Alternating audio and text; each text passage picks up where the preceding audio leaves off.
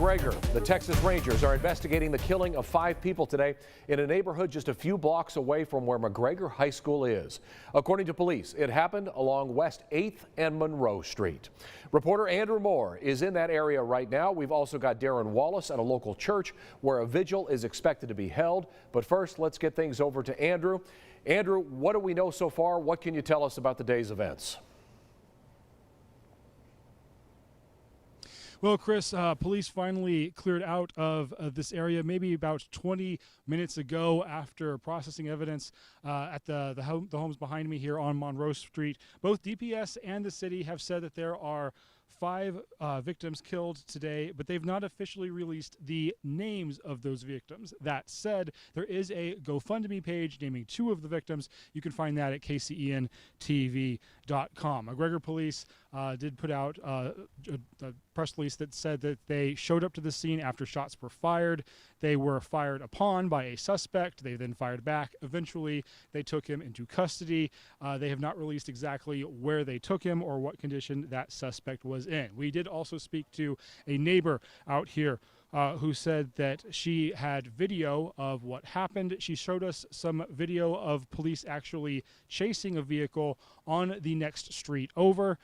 You could see then another video where there were shots fired shortly thereafter. Meanwhile, at the scene, law enforcement was shielding activity from view on Monroe Street in a way that they often do when they are moving bodies from the scene. We also saw law enforcement going in and out of 2 homes on the street repeatedly, looking like they were processing evidence. Sergeant Ryan Howard told us this is a tragic situation today.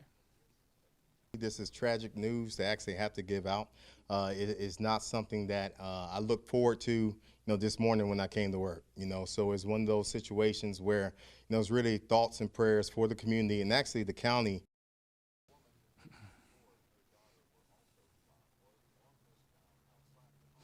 We spoke to multiple community members off camera today. They told us this is a neighborhood where everyone knows everyone.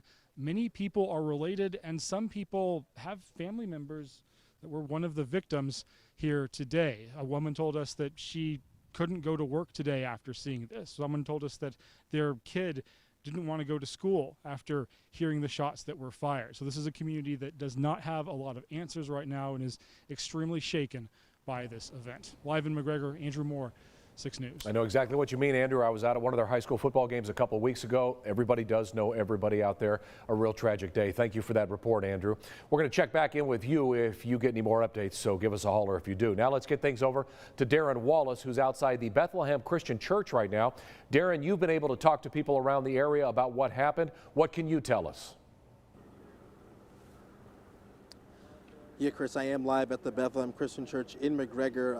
As you can see behind me, there are cars that are pulling up. People are pulling up for what's expected to be a vigil held here at this church. 2 of the victims actually belonged to the church here that you see behind me. And just speaking to the community in general here today, I was at the scene of the crime a little bit earlier today. It was very sad and somber there. I then went over to the McGregor High School and the neighboring McGregor schools, and it was very sad and somber there, and a lot of confusion going on as far as what happened today. The parents I spoke with heard there was a shooting in the area that claimed lives, but they didn't know yet of any names. They knew there may be a McGregor ISD connection as far as who was involved. McGregor ISD Superintendent James Lenneman said he also needs to find out more information regarding the situation before issuing any public statements. He did, however, email parents as far as updates and what he did know about the situation.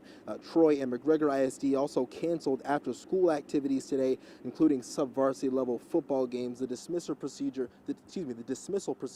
at McGregor ISD appeared to be business as usual after their lockdown. It was brief, about 15 minutes early this morning. Now, we did speak with, 6 News spoke with a family member who did give us permission to identify 2 of the victims. They are Lori and her daughter, Natalie Aviles.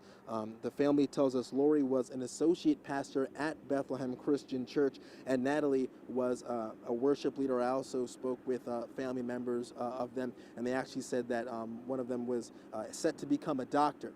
So very, very sad, very tragic news today. Lori's niece set up a GoFundMe for the family, so you can visit kcentv.com if you'd like to visit, if you'd like to donate to their cause. Live in McGregor, I'm Darren Wallace, 6 News. Yeah, Darren, a true tragedy. You summed it up for not only McGregor, but all of McLennan County. Thank you for the update, and we'll get more from you tonight at 10 o'clock. Now, not a lot of information out there right now from police. We're going to have any updates that we learn about this situation posted to our website, kcentv.com, as we stay in touch with law enforcement, or you could check out the 6 News app.